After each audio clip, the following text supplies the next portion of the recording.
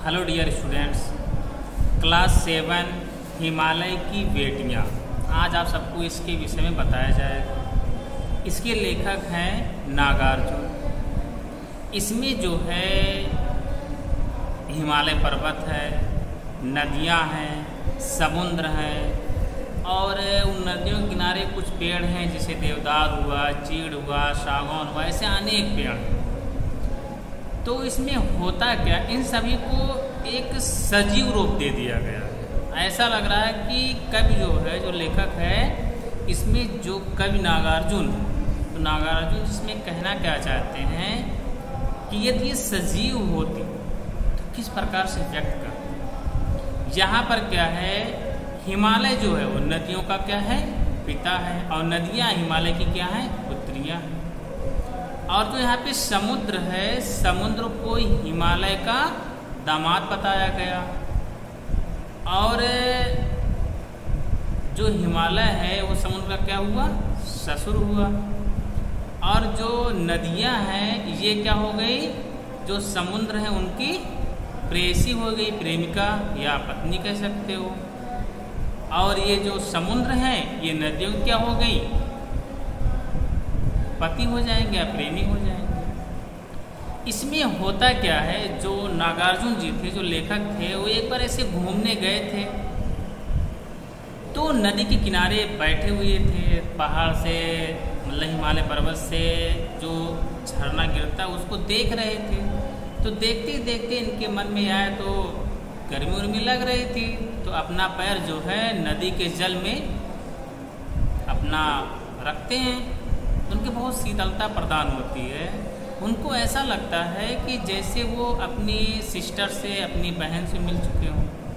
फिर वहीं पर वो गीत गाने लगे, मतलब कि हिमालय, नदी, वहाँ के पेड़ पौधे, समुद्र कैसे क्या है। जैसे देखा जाए, जब हिमालय से नदियाँ निकलती हैं बहुत अधिक चंचल दिखाई पड़ती हैं, अर्थात ऐसा लगता है इनको किसी का किसी प्रकार का भय नहीं है, बहुत उछल कूद करती हैं। लेकिन वही नदियाँ जब समतल मैदान में आ जाती हैं तो उससे ज़्यादा एकदम शांत स्वभाव की हो जाती हैं। और जब नदियाँ हिमालय से निकलती हैं तो जो हिमालय है वो चिंतित हो जाता है, दुखी हो जाता है कि उनकी बेटियाँ गई कहाँ आखिर। और वहाँ पर कुछ पेड़ हैं, कोई मामा है, कोई दादी है, कोई नाना है, कोई भाई है, कोई कुछ है। इस प्रकार से कवि जो कल्पना करके बताने का प्रयास कर रहे हैं। और नदियाँ एकदम चंचल भाव से बहे चली जा रही है। ऐसा लग रहा है जैसे किसी के वियोग में, किसी से मिलने की तड़प को लिए हुए वे आगे बढ़ती चली जा रही है। कि समझ में नहीं आ रहा है कि इतनी अधिक बेचैनी इनको क्यों है, किससे मिलने के लिए इतनी उतावली है कि एकदम भागे चली जा रही है, पीछे मुड़कर देख ही नहीं रही। तो वास्तव में देखा जाए तो ये किससे मिलने के लिए इतना बेचैन है, किससे मिलना चाहती हैं, किससे मिलना चाहती हैं, समुद्र से मिलना चाहती हैं, अर्थात अपने प्रेमी से मिलना चाहती हैं या अपने पति से मिलना चाहती हैं। क्योंकि आपको पता होगा जो नदियां हैं वो तो हिमालय पर्वत से निकलती हैं और उनका निवास स्थान कहाँ पर जाकर हो जाता है, समुद्र में हो जाता है। उसी प्रकार से जिस प्रकार से एक पुत्री अपने पिता के घर जब तक रहती तब तक चंचल स्वभाव की रहती, लेकिन उनका मेन निवास स्थान कहाँ पर होता है, अपने पति के घर होता है।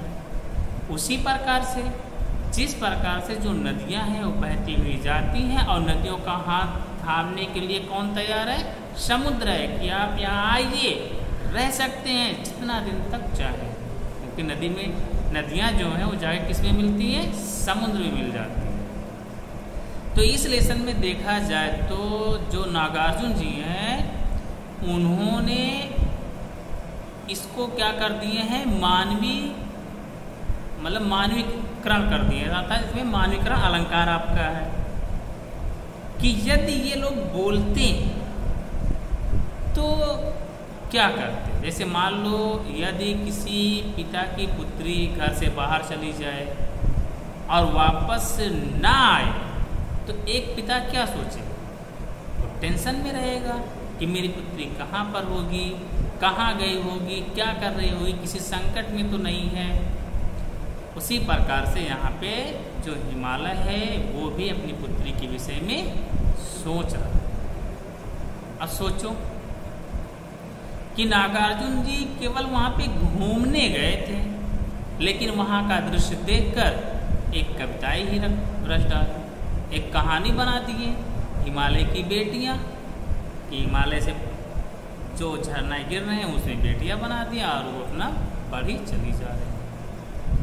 तो ये जो लेसन है इसका सार यही है, जो निचोड़ है, ठीक है।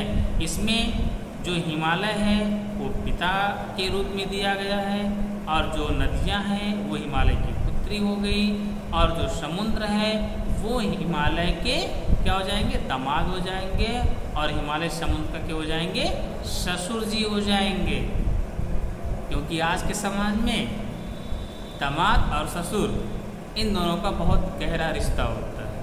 क्यों? क्योंकि ये देखा जाए तो आंधी और तूफान कौन संभालता है, तो उनके दामाद ही तो संभालते हैं। तो इस प्रकार से समाज में भी देखा जाए तो जो दामाद होते हैं उनका स्थान बड़ा होता है। क्यों? क्योंकि वो उनकी पुत्री को एक सहारा देते हैं। उसी प्रकार से जिस प्रकार से जो समुद्र है वो क्या कर रहा है, नदी को सहारा दे रहा है, अर्थात उनका हाथ थामने के लिए एकदम तैयार है।